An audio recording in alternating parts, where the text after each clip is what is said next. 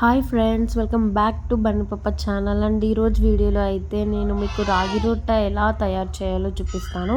ఇప్పటికే యూట్యూబ్లో చాలా రాగి రొట్టెలు తయారు చేసే విధానం అయితే ఉంటుంది.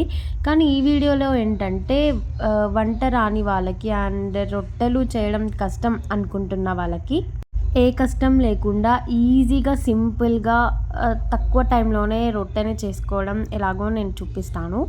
సో చూసేయండి. ఫస్ట్ అయితే ఆనియన్స్, పచ్చిమిర్చి, ఇంకా కరివేపాకు, కొత్తిమీర ఇట్లా చిన్న చిన్నగా కట్ చేసి పెట్టుకోండి.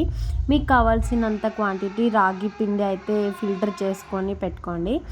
అందులోకి ఇట్లా ఇవి అన్నీ వేసేసిన తర్వాత తగినంత ఉప్పు వేసేయండి. అట్లనే రాగి పిండికి తగ్గట్టుగా శనగబ్యాలు, జీలకర్ర, నువ్వులు కూడా యాడ్ చేయండి. మీకు కొంచెం స్పైసీ ఎక్కువ కావాలంటే 1/2 టేబుల్ స్పూన్ వరకు స్పైసీగా కొంచెం కారం పౌడర్ యాడ్ చేసుకోవచ్చు, అది మీ ఇష్టం. ఉప్పు అయితే మర్చిపోకండి. ఇంకా అదంతా కలిపేసుకున్న తర్వాత మామూలుగా చపాతీ పిండి మనం ఎలా అయితే ముద్దలాగా చేసుకుంటామో ఆ విధంగానే చేసేసుకోండి క్లియర్గా మొత్తం. ఇక్కడైతే మా మమ్మీ చూపిస్తుంది, నాకైతే అంత వంటలు రావు. నేను కూడా మా మమ్మీతో పాటు చూస్తూ వీడియోస్ చేస్తూ ఇట్లనే నేర్చుకుంటున్నా. సో మా మమ్మీ నుంచి తెలుసుకొని నేను మీకైతే చెప్తున్నాను. సో ఫైనలీ పిండి అయితే రెడీ అయిపోయింది.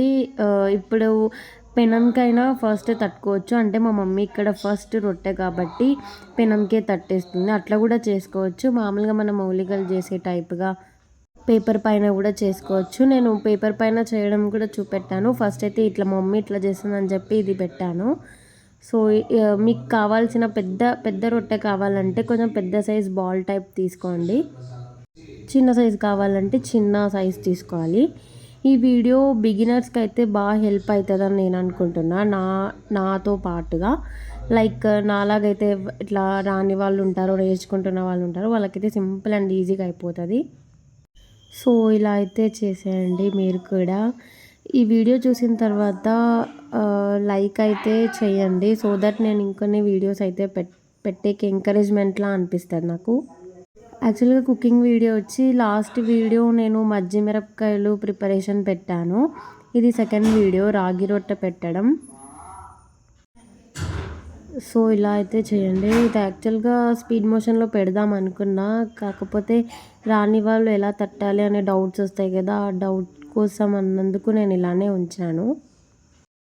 ఇంకా స్టవ్ అయితే ఆన్ చేసేసి ఇంకా మామూలుగా మనం రొట్టెలు ఎలా కాల్చుకుంటామో చపాతీ సేమ్ చపాతీ లానే అనిపించింది నాకైతే.